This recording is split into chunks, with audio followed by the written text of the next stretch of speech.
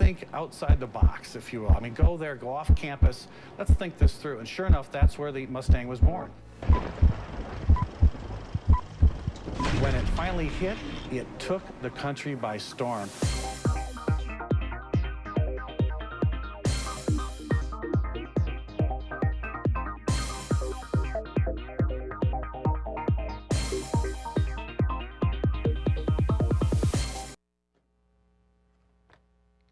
Hi everybody, welcome to another episode of Cars in Context. I'm your host, John Clor. You know, on this show we bring the world of the automobiles into the context of our everyday lives, and we got a very special show for you today. And our guest today is going to be someone who's going to give us Automotive 101, taking us under the hood of our cars to give us some basic knowledge about how to keep our cars maintained properly. And that guest is Joe Babiasz. Joe, welcome to Cars in Context, my friend. Hi, John. Good to see you again. We're going to have a great time out there, and people are going to be able to learn a lot on this show, so I know that's going to be an important thing. But before we get out there, Joe, let's find out what's in the news. All right. Well, the question we have on our minds today is who's going to relaunch the small truck market in America? You know, folks, after Ford ended production of their Ford Ranger, really was the only real true compact truck in America. It ended last December. Everybody's been asking us about when is there going to be a replacement for this Ranger that we like so much? And now that's just down to Toyota and Nissan, whose entries in the compact segment are kind of oversized.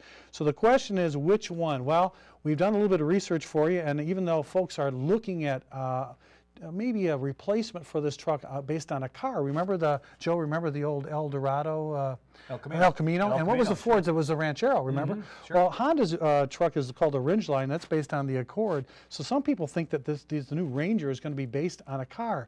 But actually, that's not going to happen. The number 1 and 2 people that are looking at this market is basically Hyundai and Volkswagen. They're looking at the real true compact truck market to come in, and while this void is in the market for the domestics, come in and jump in and take some of our lunch. I know General Motors is coming out with a new compact Colorado. The question is, how compact is it going to be? Right, and also General Motors does have a version of an El Camino, yep. But it's in Australia. They've decided not to bring it over to America. Yeah, and ditto but it's a really cool looking. Yeah, they're cool, and ditto for Ford, who's got one in Australia as well. It's the Falcon Ute. So. Bottom line is, folks are telling us here at Cars in Context, if you give me a new Ford Ranger with a 4-cylinder turbo diesel or an EcoBoost, they'd buy it in a heartbeat. So, oh well, what do you got, Joe? Do you have any ones for us? I do. Is GM facing bankruptcy? A recent Forbes story by contributor Lewis Woodall caused a stir with the headline, General Motors is heading for bankruptcy again.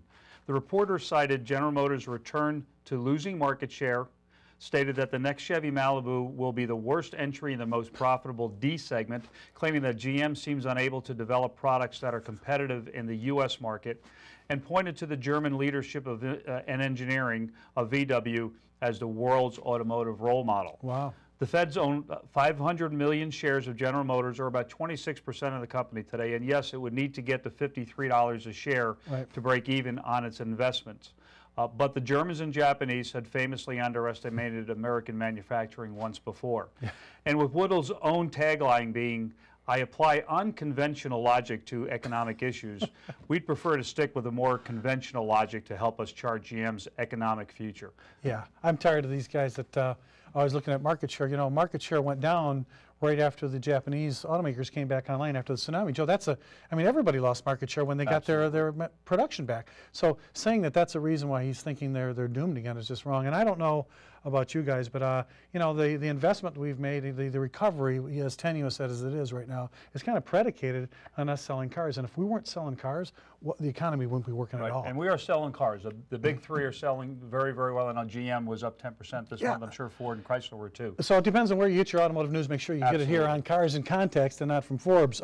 Speaking of magazines and car magazines, Consumer Reports was in the news recently because they lost its champion. By that I mean, for those of you who still trust Consumer Reports, you know, I'm not sure if you heard the news that Nissan had hired away their chief car tester, a guy named David Champion, who had been their #1 critic of all the domestic makes for years and years and years.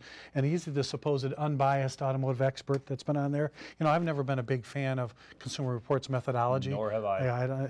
But this guy now is working for Nissan, is going to test their cars. And for me, you know, it shows that this old, this whole car business, there's old alliances that are going on, Joe, in the background that are much harder to drop than the consumers losing their alliances for their favorite cars. So you really got to be careful where you get your car news. And between you and the lamppost, I never bought into any of the stuff that Consumer Reports are saying. I never did either. And you know, I would just say go out to your, whatever car you're looking for, go to your retailer, drive the car. Look online. There's a lot of blogs by owners who will tell you the truth. That's the real. Chris Sawyer's blog, thevirtualdriver.com, and or watch Cars in Context. You got tell you all about it. You got another one for us, Joe? New trade deal with Japan to cost jobs in America. A new study from the Center of Automotive Research says that allowing Japan in the pending Trans-Pacific Partnership Free Trade Agreement will cost the U.S. auto industry thousands of jobs. According to the Detroit News, production in the U.S. would fall by over 65,000 units because it would be cheaper for the Japanese automakers to build vehicles in Japan and export them to the U.S. since the import tariff would be eliminated. Exports from Japan would increase to over 100,000 units. And the study shows that 2,600 direct auto manufacturing jobs would be lost, and an estimated 9,000 supplier jobs and another 14,900 auto-related jobs would be eliminated. Domestic automakers don't want Japan to be in the talks, arguing they don't open their home market to the American vehicles. So what else is new? I mean, we've never been able to get into the Japanese market. Yeah, you know, if you saw the footage from the tsunami of the cars being washed ashore, you didn't see one single American car. So, yeah, we'll definitely watch that one, Joe, for sure. And on a later note, Ford has announced that it's launching its reborn luxury brand in China.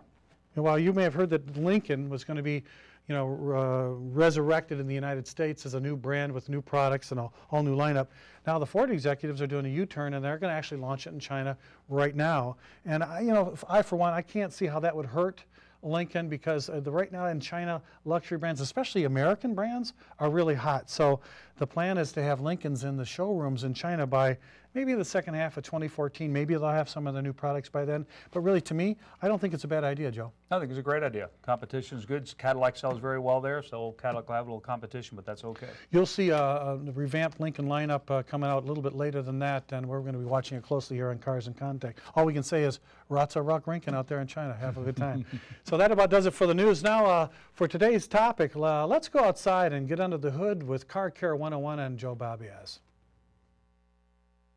Welcome back to Cars in Context. I'm your host, John Clor, and for the topic of the day, we've got Joe Babiasz. Joe, thanks for joining us. I know you guys have seen Joe's work on automotivetraveler.com.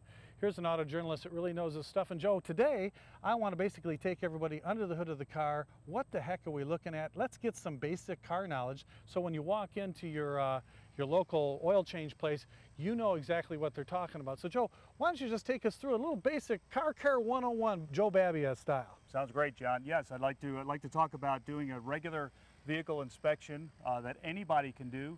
You don't need any technical expertise. The owner's manual will help guide you through it.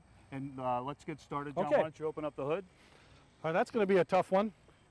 First of all, you look for the little lever that's got the hood on it. Yeah, and then all cars are designed today with a secondary hood latch, so it might be a little difficult for people that aren't used to getting onto the hood to open it and find the latch. I just recommend you look at the owner's manual, and it'll tell you how to do it. So we just open the secondary latch, and now we have the hoods open. Don't forget, not all hoods have their own strut. Sometimes you'll have a prop rod, so make sure you look for that as well. Generally, the prop rods are along the side or the front of the engine compartment. Absolutely, absolutely. But again, the owner's manual will tell you how to open your hood and how to keep it propped up safely. So with your general maintenance, you want to check a few of your fluids. The fluids you want to check on a regular basis is your engine oil, your transmission fluid, your brake fluid, your engine coolant, your washer fluid, and your power steering fluid. And with engine oil, they recommend you check that at every fill-up, and the rest of the fluids perhaps every month. Just do an inspection in your driveway. We'll get started first by checking your engine oil. Go to your owner's manual, and your owner's manual will show you where all the locations are of all of the components that you need to check. The engine oil dipstick today, and in all today's cars, has a yellow handle to it. Pretty much usually it'll stick out like a sore thumb. It really does. It's right there. You just take a paper towel or a cloth, and you pull up on the dipstick. You wipe it dry, and before you put it in, you want to take a look at the bulb on the end, and there will be some hash marks that will say minimum and maximum oil level. And Joe, we might point out that some manufacturers don't have a wire style dipstick, they have a flat metal rod, which will have embossed on the side safe levels on it as well. That's true. They're all a little bit different, but again, the owner's manual will show you how to read your particular dipstick. Right, and now that it's clean? Now that it's clean, you put it back into the dipstick tube, bring it down, all the way down, and bring it back up, and read your fluid level. In this case, the fluid is topped off and there's appropriate amount of fluid in there. So you just push this down, put it back in nice and tight. If your car does need some oil, it's very easy to add oil yourself. There's a cap at the top of the motor. In this case, you take this off and add your oil. It's very important to use the correct oil. In this case, this car uses 5W30 weight oil. As if you have a modern car, most modern cars do, but always, again, check your owner's manual, and sometimes you'll need a funnel, the best way to get that in there as well. If it's not noted on the cap, that's the best way to look for it. Yep, and you know, if you're not used to buying oil, you can go to your any of the local auto stores, tell them the type, or bring in your owner's manual. They'll be happy to get oil and give you actually a paper funnel to help put the oil in there, so keep it topped off. We might also point out that the oil is not all created equal. You certainly want a brand name. Some of the oils that are not tested, they're imported from China, or they're not tested for government standards. Get a good brand name oil. Don't chintz on it. Yep, totally what else we got to look at then, Joe? We check the oil? After your oil, you normally go to your transmission fluid. However, on this car, a 4-cylinder Malibu, you can't check your transmission fluid. On many cars you can. With this Malibu, the only thing that has to be done is at 100,000 miles, the fluid has to be changed.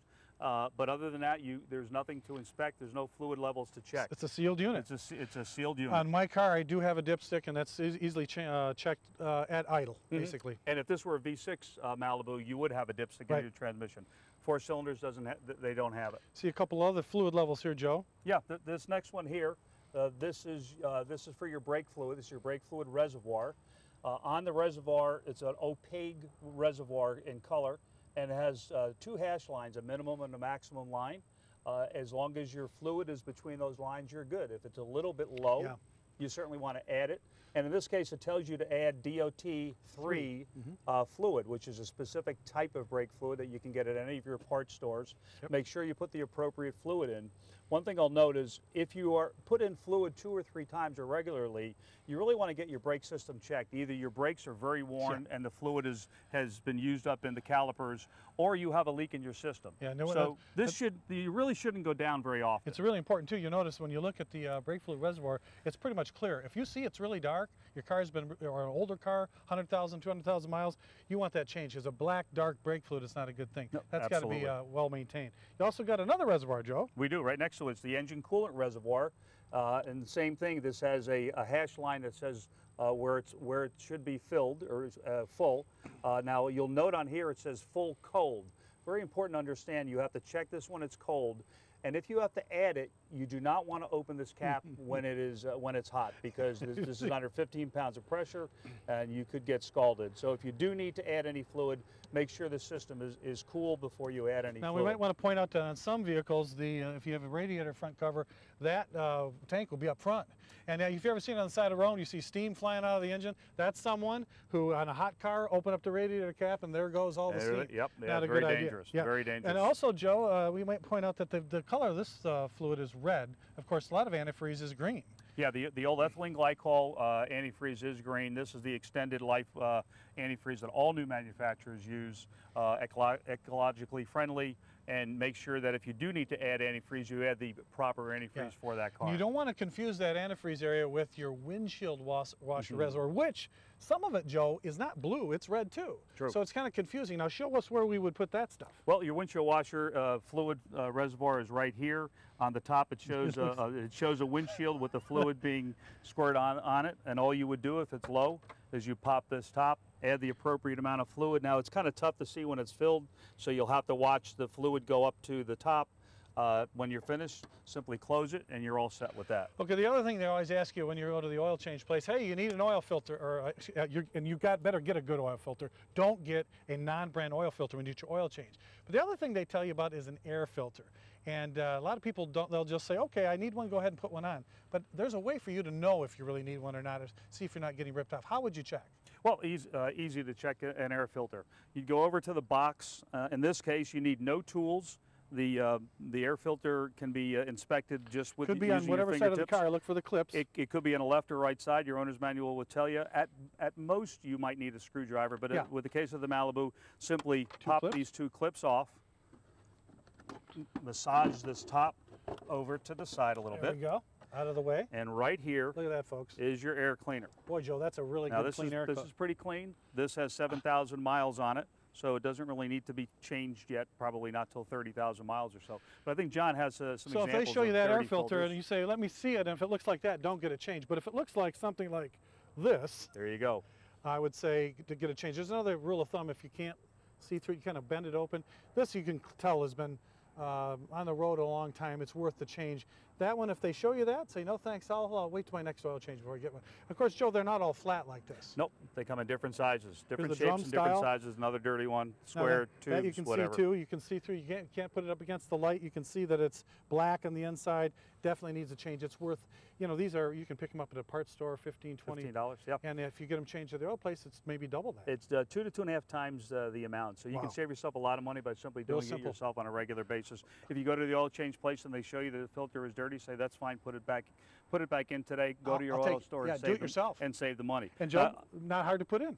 Very easy to put. Now, I will say that this is the business side in this car. This is the business side because this is where the air comes in. Right. Don't just take a look at your air filter on the top Yep. because this will be, the top end will be cleaner and you'll think that it's very clean. Always take it out, look at the bottom end. But in this case, we're going to replace it with the old Put it in one. one way. And then you just finesse this back into Once place. it's set nice and tight, clip it back on, you're set to go. And again, And Joe, you're all done. really good advice about going in. If they tell you need a dirty one, you don't need to change it. So, all right, Joe, is there anything else now? We've got pretty much the hard ones from the oil change place, but there are other things that will tell you, you know, you need your antifreeze checked. And they say that when's the last time you had your antifreeze or trans fluid checked? Those are expensive operations. Some are pumped out, they're not really drained. So those are, some of them $50, $60, $70, $100 or more. Or more, yeah, To get that certainly. kind of service. But there's another thing people always ask about, and that's a serpentine belt. Now on this car, I notice we don't have a serpentine belt. What happened? Well, we do have one, but it's in a real difficult spot to see. If you look down at the alternator, way down there, you'll see the serpentine belt. And that belt is so important. It's one belt that runs many of the accessories on the engine, And including serpentine, it's like a serpent. it runs your air conditioning compressor, it runs your power steering pump if you have one on your car, Alternator. it runs your alternator, it could run your water pump. Yep. And so when that belt goes, you lose everything with that motor, and you could really damage a motor if the belt goes and you keep on driving the car. So say you can see your belt and it's pretty easy to get to, like on a typical front engine mounted instead of transverse. Pretty easy way to check is just to turn it over, take a look at it, push on it maybe. Well, you know, Let's you turn grab it, you know, I think I brought one with me, John. You could turn it over. Here's a typical serpentine belt, This is Joe. an example of a belt. One side it's flat, one side it's grooved. Wow. And I don't know if you can get this in tight, the but cracks. this is a good example of a really sir. bad belt that's been taken off, thank goodness, by the owner. And you can see where this will break one of these short days. Yeah. And you'll have an owner that, You'll that be the wouldn't guy be very, he'll be on the side of the road. You'll be on the freeway causing that big Exact- backup on I-94 coming home. Exactly. So again, this is in this car, they're really difficult to check. You'd have to have a technician take a look at it, perhaps put it up on a lift. But on a lot of cars, this belt itself is accessible, and all you want to do is look for any cracks in there, and you want to look for any like real high shine, which means the belt is starting to slip. In your owner's manual, it will sometimes tell you that the belt should be changed at particular intervals, typically 60 to 100,000 miles. And folks, sometimes it takes special tools. Each car is made a little bit different. The dealership is the best place for that. They have the right tool. They've done it before. Not something you want to tackle yourself. Joe, we only got a couple more minutes. Any other last hard ones we got to hit? Couple of last minute things. As you're doing this on occasion, you want to lubricate the secondary latch. Just make sure that it'll continue working, especially in cold weather. I also recommend that you do a walkthrough around your car, and from the front, side, and back, that you go down and look under your car. You're going to look for loose air dams, loose shields, exhaust shield, perhaps a loose exhaust system itself, just to make sure that nothing's hanging down. Bad enough it falls off your car, but worse if you're the guy behind it. So Joe, it's not just all visual, folks. Sometimes you need to turn the radio down, hang up the phone, listen to your car. If you hear a rattling noise, you kind of locate that noise and do that walk around, Joe. It'll help you out. Absolutely. And one last thing I'd say, if you have children, 10, 12, 14 years old, get them involved in doing this. Bring them out, show them what you do, little by little, show them how to do it. Get them involved to the point where when they start driving, they're going to know they have a responsibility to keep and maintain the car up too, and by then they'll know exactly how to do these regular inspections. So, all kinds of great advice. Joe, again, thank you so much for coming by. My pleasure, folks. John. This is really good information. You got to remember it, and make sure that you check in on your owner's manual. Take a minute to read it, and you'll get more automotive information on Cars in Context in the coming time. Joe, again, thanks. We'll go back inside the studio. Now, welcome back to Cars in Context. I'm your host, John Clor. Well, we had a really good walk around under the hood there, Joe, with Joe Babiasz. Great job out there. I think your last comment there at the end of it, really to take younger people through, showing them the ropes underneath the hood is a good idea. I remember my big brother Jerry, if you're out there watching, thank you. We changed our own oil at home back in the days. We didn't have quickie lubes, and I learned about my way under the hood with my brother. And I know now if you got a young person, and especially if they're beginning to drive and they're going off on their own, it's not a bad thing to teach them what's going on under the hood. Joe, a lot of good information there. Thanks again. I really appreciate that. My pleasure. Anytime. Okay, buddy. Now it's time for Pride in My Ride, one of my favorite segments. So, Joe, what do we have today for Pride in My Ride? Today we have a really interesting story. There's a gentleman, John Rasmussen. I consider him a friend of mine. Lives in Clarkston, Michigan. And John is 81 years old, and he owns a 1917 Model T. There it is. That he bought in 1969, and it is an unrestored Model T. Now, here is a 95-year-old car where it's all original, including the interior and the paint, except for some minor touch-up, the original engine. It's been rebuilt and it's been updated for safety reasons. Yeah, he needs new tires and he'll need the ignition, right? The parts you see on that were assembled in the factory 95 years ago. And by the way, that photo is of John in front of the Highland Park assembly plant where that Model T was produced in 1917. So it's back to its birthplace. It did go back to its birthplace. I notice he's got rust on it. He doesn't care about how that looks. Oh, not at all. That's a patina. That's what, you can only make a car original once or have a car original once. So that car is as original as he can make it. And he does not want to restore it, and I'm really glad that he doesn't want to restore it. This 1917 Model T is one of about 800,000 built or produced in 1917. 800,000? 834,000 in that model year. And originally it cost $360 new. In 1969, John paid $930 for that car. Interestingly, you would think maybe he negotiated that from $1,000 to $900, and they met somewhere at $930. Yeah, $930 is an odd number. Yeah, well, he asked the guy what he wanted for it, and the guy said, "I need $930 because I need to buy a snowmobile, and that's what the snowmobile costs." And that's how they came up with the $930 for the car. So he's owned it for 40-some-odd years. Did it run when he bought it?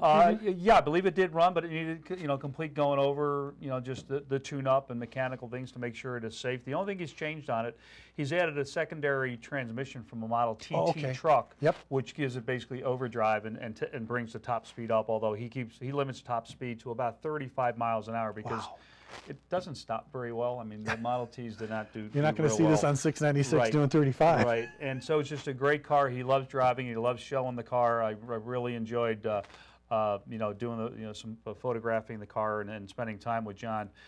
Interestingly, at 81, a short time ago, he bought a 1969 Corvette that he is right now doing a frame-off restoration on. I've just recently seen the photos of the chassis and engine, and he's doing a top-notch job. This guy is 81, but you'd swear he's 35. He's got so much energy, loves old cars. He's a pleasure to be with and hang out with. Just a great story. Great guy and a great story. Well, thanks for that submission, folks. If you want to be on Pride in My Ride, just send us a JPEG photo. High digital quality would be great. To jclor@carsincontext.com and give us your name, your hometown, and why you have pride in your ride. Now, if you want to see more on this car, you can go to fordracing.com and check out Joe's story about this very car and to visit back to its birthplace back in Highland Park. We appreciate that. So, but Joe, one other thing about these Pride in My Rides, I really like the fact that you're bringing in cars that not are all fancy restored cars. These are cars that people really love and drive every day. Thanks for that. I appreciate it much. Now, folks, you wouldn't believe it, but we're running out of time, but we also have something else coming out. I think there's one more thing happening. We do have some viewer mail today. Lauren, do we have viewer mail coming in from our viewers out there in Cars in Context land? Yes, oh, we do. And Lauren Parrott. Oh my gosh, Joe, we Hot got off viewer the mail. presses. Thank you very much, Lauren. You're welcome. Thank you. Okay, folks, we've got viewer mail again. We appreciate you sending in your cards and letters and calling the War Memorial. Here's the first one. This comes from Rick G. He's out in Grosse Pointe Shores. He watches WMTV on Comcast Cable Channel 915. That means he's watching in HD. Thanks for this, Rick. Rick, here's the question. I saw your other show when you and your guest talked about the real reason that oil prices and the cost of gasoline is so high. I'd like my friends to see the show, but I forgot to record that episode on my DVR. John, can you tell me if WMTV is planning to repeat that program? I cannot tell you that, Rick, but you know, you can call the War Memorial, call Lauren, and she can make you a copy of that show for your friends. It's 313-881-7511, or you can, for your own copy of the DVD, or just go to thevirtualdriver.com and download it off their segment as well. Joe, do you have a question for us as well? I do. This comes from Tyler C. of Grosse Pointe Woods, who watches WMTV on ATTU-verse Channel 99. Hi, Joe. Enjoyed watching you on In a Heartbeat show when you gave the history of the old Packard plant on Detroit's east side. But I was wondering if you knew why the huge facility was left to decay for decades instead of somebody repurposing the property like they do for some other closed down factories. It seems such a shame that the whole place was never able to make something else and save the community. And you're right, the community has gone down just like the plant did. But the problem was by the 50s when the plant closed, it was antiquated. Most factories became one-story factories, auto plants at that time, and could not be used as an automobile plant. Subsequently, a few other small companies went in, leased a little bit of the space, but then there was an issue with tax problems. And the whole guy, the owner took off. And then they lost the owner. They didn't know who owned the building. The city owned it. Then somebody else bought it back on a tax sale. And now it's just in a state of ruin, although they are starting to tear the remainder of the building down. All these years. It's sad. It has a rich history, but it's sad to see it the way it is. It is. That's a great question. If you have a question for us here at Cars and Context, just send it in to Clor at carsandcontext.com, or you can always call the War Memorial at 313-881-7511. We'd be happy to answer them on the air. Joe, again, thanks for coming by today. It's all the time we have today. Great to see you We'll have again. you back again, and if you guys want that hard-to-answer automotive question, make sure you tune in next time. I'm your host, John Clor. Thanks for joining us.